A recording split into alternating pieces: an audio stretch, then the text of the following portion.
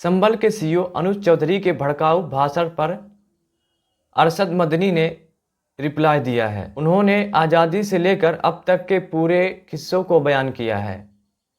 तो उन्होंने इस वीडियो में क्या कहा, चलिए वीडियो को पहले देखते हैं।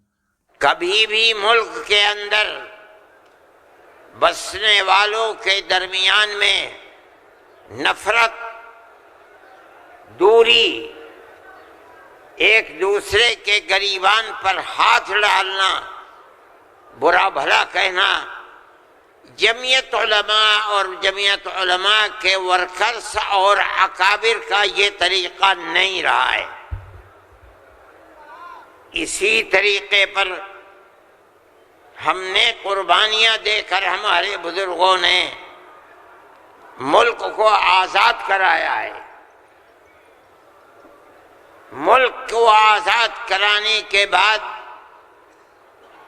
मुल्क का दस्तूर बनाया गया। कोई ये समझता है अगर कि मुल्क का दस्तूर बगैर मुसलमानों को साथ लिए हुए सिर्फ हिंदुओं ने दस्तूर बनाया है तो वो बिस्मिल्लाह के गुंबद में रहता है, उसे दुनिया का कुछ पता नहीं है। क्योंकि इस मुल्क की आज़ादी में हमारा किरदार 145 साल का किरदार है। 145 साल का किरदार। किसी का किरदार इतने लंबे ज़माने तक नहीं है कि वो मरते मारते फांसी के फंदों के ऊपर लटकते अपनी गर्दनों को कटवाते हुए 145 साल तक इस मुल्क के अंदर हमने काम किया है।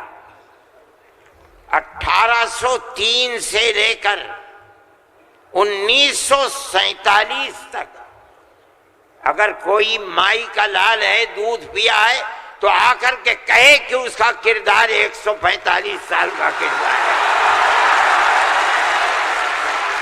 जमीयत उलमा कहती है ये उलमा का किरदार है।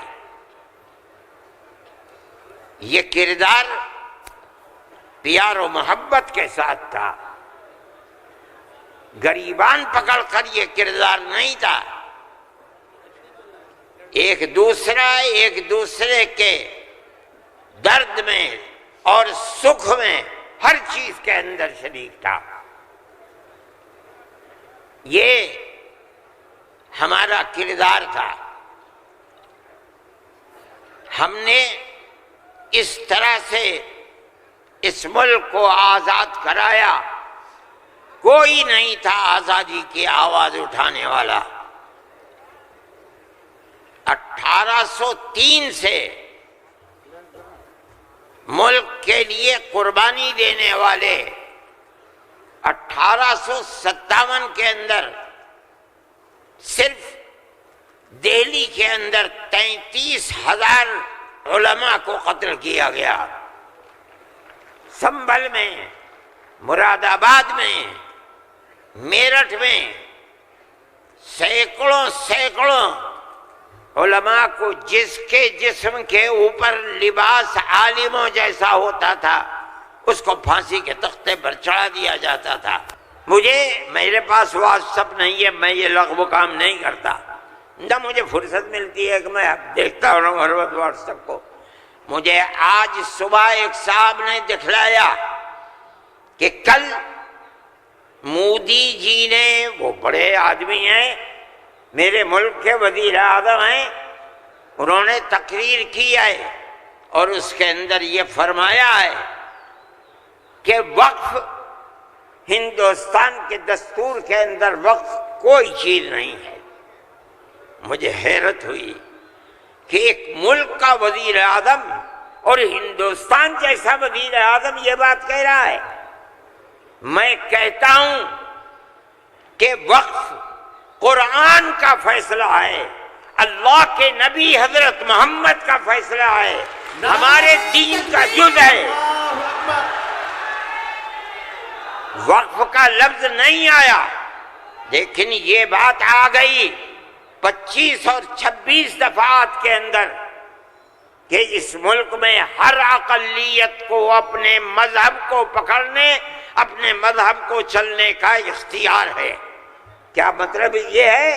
کل کو آپ کھڑے ہو کر کہہ دیں کہ نماز کا ذکر دستور کے اندر نہیں ہے، حج کا نام دستور کے اندر نہیں ہے، زکوٰۃ کا نام دستور کے اندر نہیں ہے، رمضان کے روزوں کا نام دستور کے اندر نہیں ہے، اس لیے ہر چیز کو مٹا دیا جائے۔ یہ کیا چیز ہے؟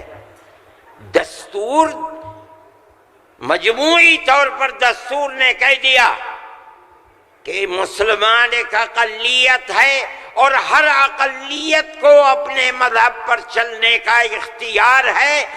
مذہب کی ہر چیز اس ایک دفعے کے اندر آ گئی۔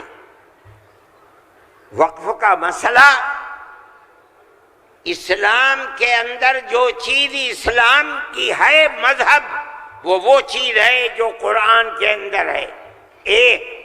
دوسری وہ چیز ہے جس کو ہمارے آقا حضرت محمد صلی اللہ علیہ وسلم نے فرما دیا۔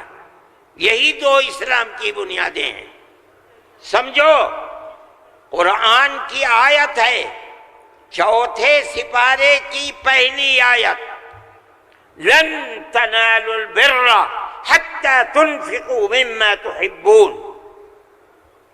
لن تنالوا البر، ہرگز تم جنت کو نہیں پا سکتے۔ بر کی تفسیر مفسرین جنت سے کرتے ہیں۔ اے مسلمانوں، کان کھول کر سن لو، ہرگز تم جنت کو نہیں پا سکتے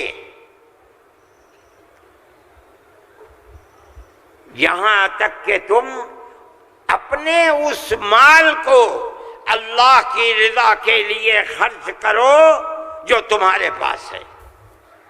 جس مال کو سے تمہیں محبت ہے، اس مال کو تم اللہ کی رضا کے لیے خرچ کرو۔